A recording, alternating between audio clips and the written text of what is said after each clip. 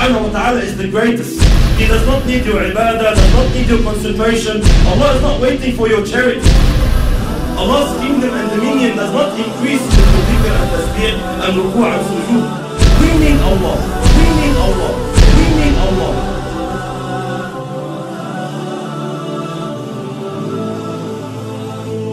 The issue of salat, the problem that we are facing with salat is that salat has to do with spirituality.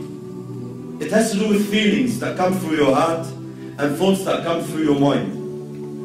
A successful Muslim, like Allah subhanahu wa ta'ala says, قَدْ أَفْلَحَ الْمُؤْمِنُونَ الَّذِينَ هُمْ فِي صَلَاتِهِمْ خَاشِعُونَ. Verily the believers are successful, they are the ones who have khushu' in their salat.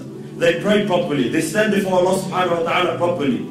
A crucial step, a crucial cornerstone in achieving this target is to know who you're standing in front of. Who are you speaking to? Which words are you reading? These feelings, this set of feelings, they have to come through your heart, and the more they take you on, the more they are in your heart, the better your salat is. And the weaker these thoughts and feelings come to your heart, the weaker your prayer is.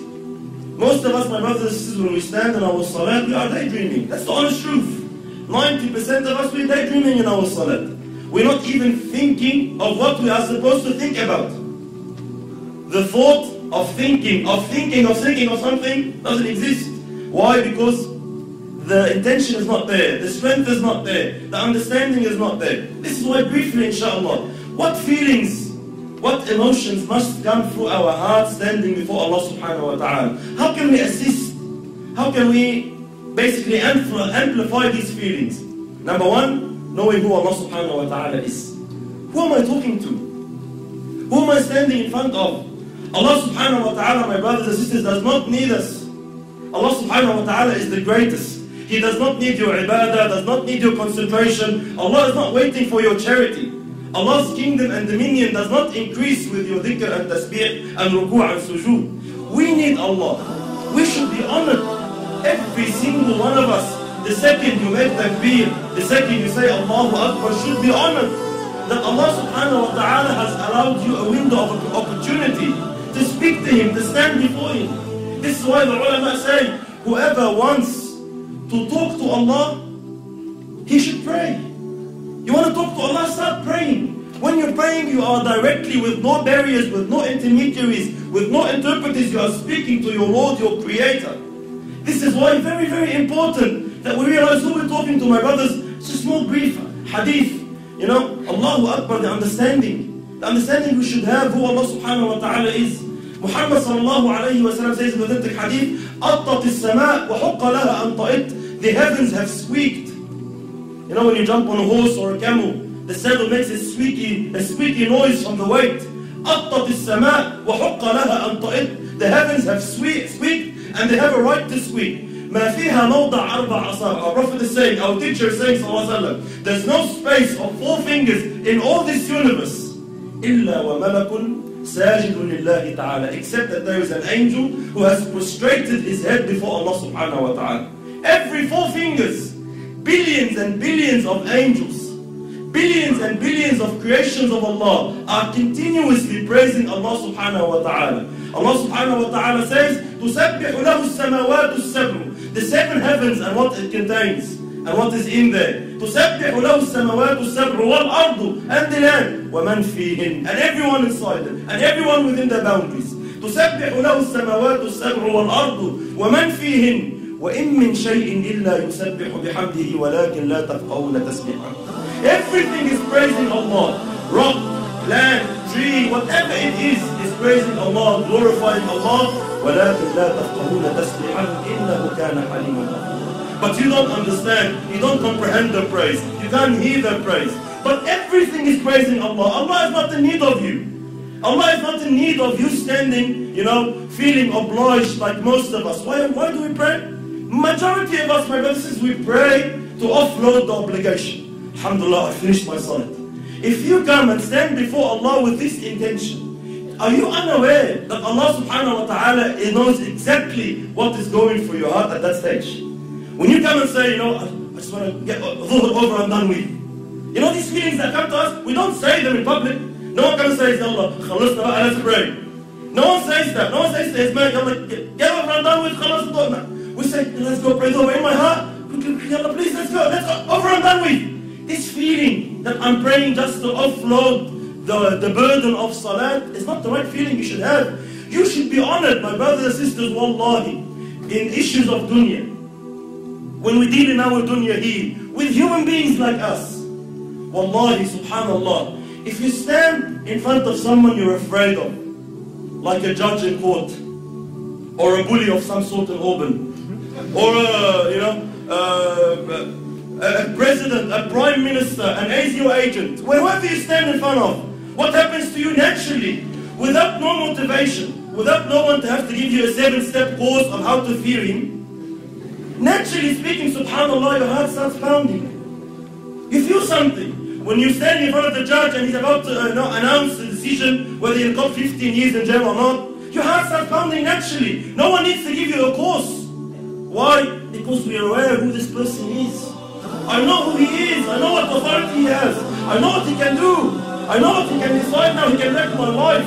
And because I know this, naturally the feeling, the emotion comes naturally. The problem is when we deal with Allah, these feelings do not exist. You stand before Allah and you're daydreaming. We all know Allah knows what's in your heart. But it does not move anything in you. Every blue moon, every now and then, maybe in Ramadan when you're feeling down, something is that, you're going through trouble with your family, you want to get married, you get some emotion. Other than that, our salat is just far off where it should be. Why? We are unaware who you are standing in front of. The understanding that Allah now subhanahu wa ta'ala has allowed you to speak to Him. Wallahi, my brothers and sisters, wallahi, we see Muslims in this dunya, they get to meet a sinner. Let's say an actor or an actress or a pop star of some sort. And they are so overwhelmed by the fact that they had an opportunity to get his signature or her signature. They're just so overwhelmed. They would say, they'll be speechless. I'm actually standing in front of you, I can't believe it. And they'll be so, they'll be so touched that, he's allowed them 5 minutes of his time. We have these feelings with mashayikh even. Sometimes the super chef comes from overseas and we find all the boys and they're, Allah Akbar, I'm giving him salam, I can't believe it. Subhanallah, every time I see such a situation, it always reminds me of Allah. Subhanallah, who is this person? Regardless, all ranks preserved. Who is this person? The Shaykh once said, imagine if you were to meet Muhammad sallallahu alayhi wa sallam, what would you feel? Imagine if Rasulullah said, I'll give you 5 minutes of my time, come meet me. What would you think? Would you daydream? Would you be sitting with Rasulullah thinking of your wife? Would you be sitting in front of Muhammad sallallahu alayhi wa sallam thinking about work? No way on earth.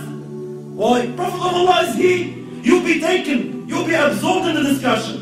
But subhanallah, we stand before Allah every day 5 times daydreaming. Why? We are unaware who Allah subhanahu wa ta'ala is. And how patient is Allah?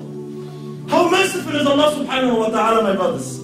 Imagine Allah subhanahu wa ta'ala knowing, seeing what's in your heart. He gave you everything. He gave you the wife you're busy with. He gave you the husband you're busy with. He gave you the job you're thinking of. He gave you everything you're thinking about that's distracting you from Him. And He knows that, and He is patient with you. He is Halim subhanahu wa ta'ala. He still accepts you. He still allows you.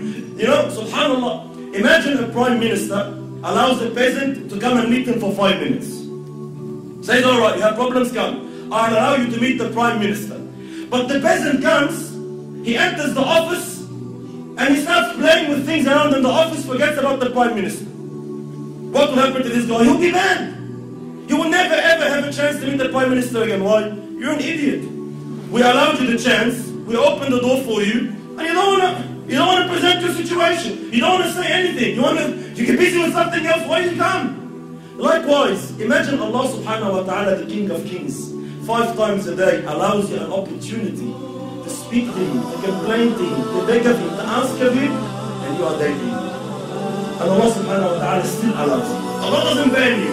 Allah doesn't say, this guy is disrespectful. No, Allah is patient. Allah waits subhanahu wa ta'ala. You will understand.